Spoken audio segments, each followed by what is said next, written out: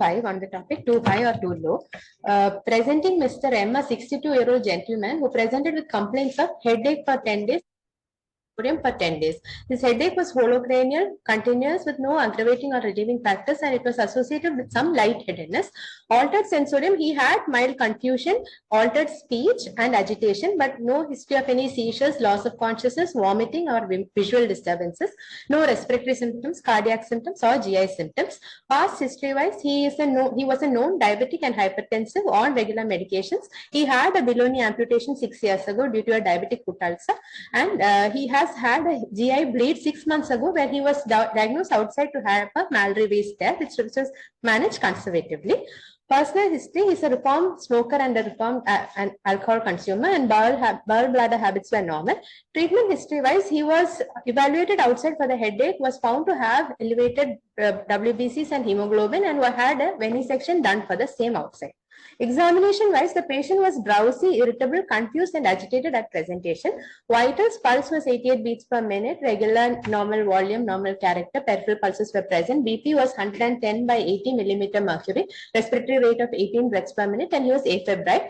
He had general examination-wise, he had keloids all over his anterior chest wall, abdomen, and lower face. His BK stump was healthy. CNS examination-wise, higher mental functions were not assessed. He was drowsy and he had confused speech. Cranial nerves were grossly normal. Motor system-wise, best power of 4/5 was noted in all 4 limbs. Right plantar was flexor response. Cerebellar signs were not assessed, and there was no neck stiffness or other meningeal signs. See, other system examination-wise, it was normal. Summary-wise, it was a 62-year-old gentleman who was a diabetic and hypertensive who came with headache and altered sensorium for 10 days with no features of raised ICT on history or examination, and had undergone a venesection outside in view of elevated hemoglobin and WBCs diagnosed outside. Differentials considered were CNS causes, a cerebrovascular accident such as a posterior circulation stroke, intracranial hemorrhage, subdural hematoma or a subarachnoid hemorrhage, cerebral venous thrombosis, intracranial space occupying lesion, infections such as meningitis, a viral or a tubercular etiology, encephalopathy secondary to other systemic infections. Metabolic causes came down lower, dyslipidemias, hypoglycemias, and hypothyroidism. Investigation wise, his hemoglobin was 17.8 gram per deciliter. He had a total count of 49,100 with differentials showing 88 neutrophils and 2 lymphocytes and 8 monocytes. Platelet counts were 257,000, and his peripheral smear showed neutrophilic leukocytosis with toxic changes, and small platelet clumps were also seen. ESR was 1 millimeter. And renal function was normal. Liver function showed a slightly elevated alkaline phosphatase, and he was noted to have hyponatremia with a sodium of 150.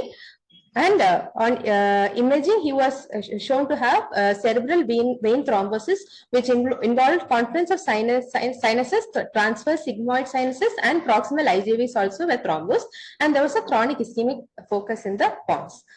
In view of the elevated hemoglobin and the neutrophilia with toxic changes, we had looked into the evaluation of elevated hemoglobin as well as neutrophils.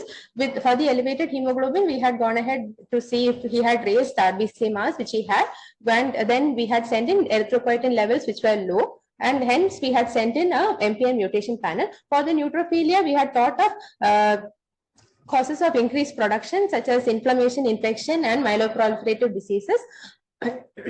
Decreased margination due to any steroid or NSAID use, and other causes such as other malignancies also were thought of. Investigation wise, his RBC count was elevated with 6.56 millimeter per millimeter cube. Erythropoietin was low. A bone marrow which was done showed aspirate which was hypercellular trephine prints with pan hyperplasia, and the trephine also showed moderately hypocellular marrow with pan hyperplasia, which was suggestive of a myeloproliferative neoplasm.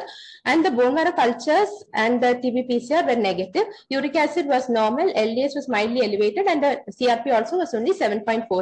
The MPN mutation panel came positive for JAK2 mutation, and a CT thorax abdomen pelvis also was done to rule out any other features of sepsis or malignancy, which was negative.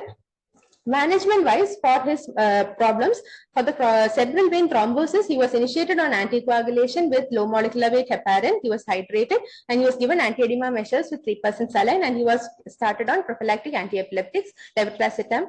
And for the hyponatremia, since he was symptomatic, he was given 3% saline, and he had a euvolemic hyponatremia, and he was not concentrating urine adequately. His thyroid and cortisol functions were normal. A probable SIADH was considered secondary to the CVT, and hence he was managed with the fluid restriction and increased salt intake, and his sensorium also improved. For the polycythemia, he was initiated on aspirin and hydroxyurea initially for the polycythemia. However, prior to administration of the same, he was noted to have a drop in hemoglobin.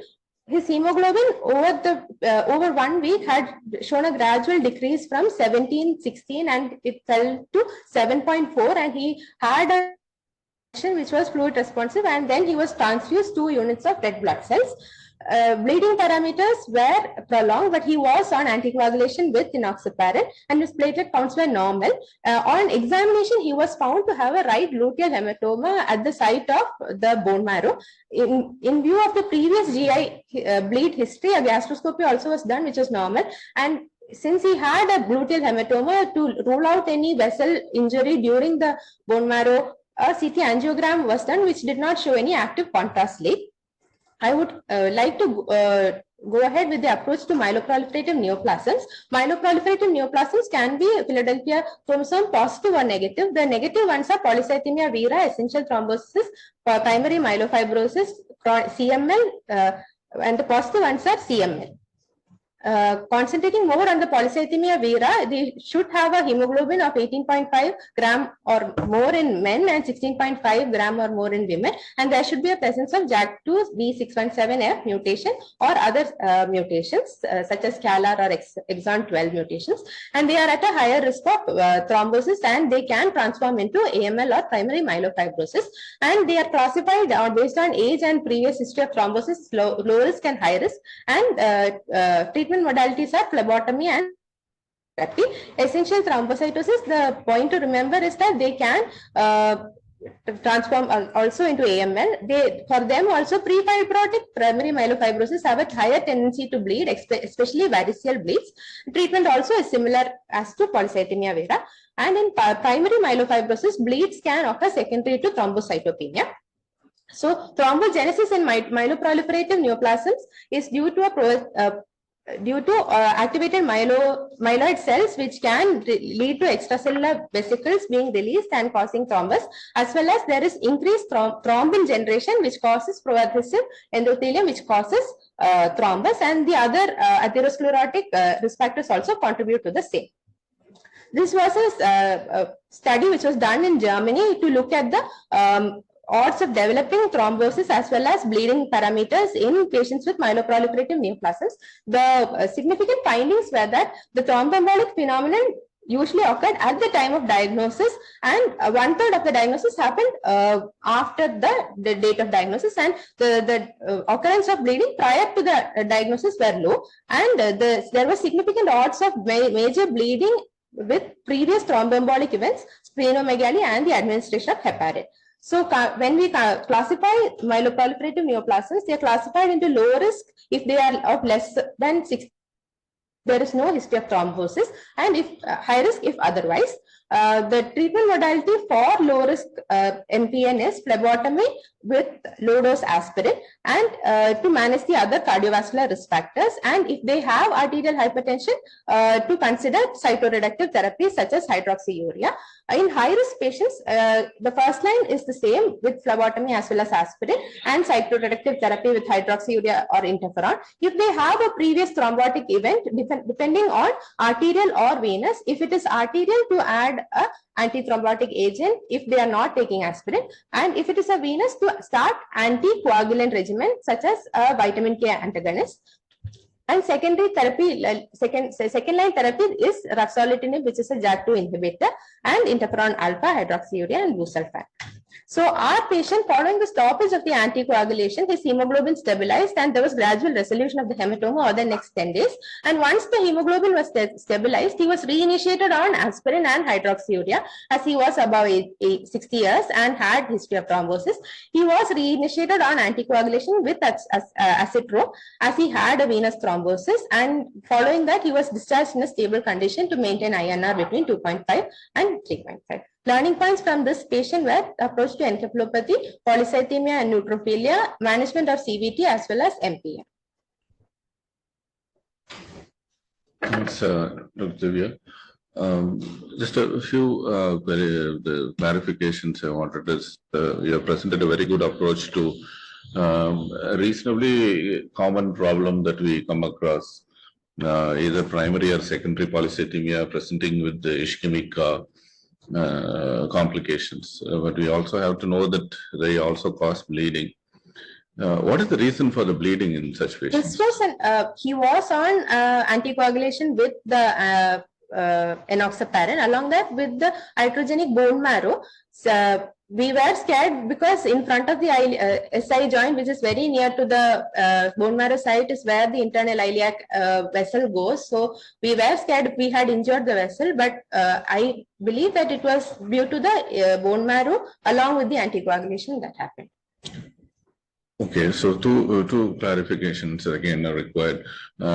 If the patient was only on enoxaparin, why do you think the PT and the APTT were deranged? PT and APTT. The patient was should not be causing it, no? Can you think of any other reasons for them to have a bleeding diathesis? Okay, that's something that you can go look into. Okay, so there are hundreds of bone marrows you guys do every day, and it's not very often that we end up with a iliac vessel injury unless we are not hit PSIS. Okay, so the iliac is usually when you hit lateral to the PSIS is when you have the internal iliac vessels there.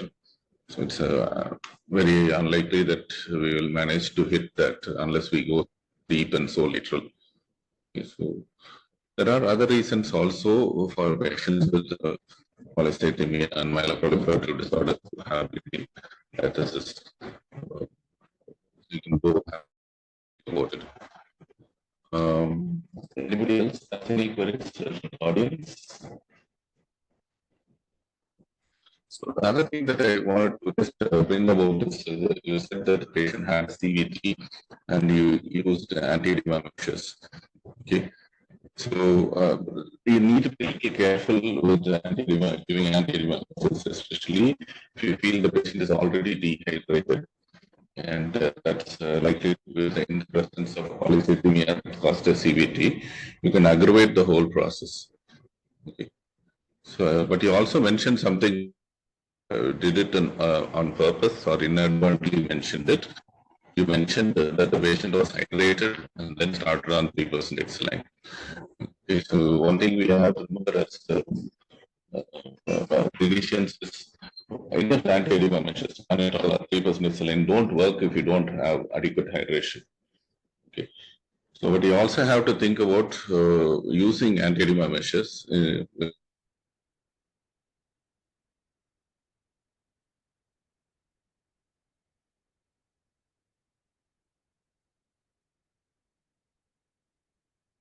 very carefully.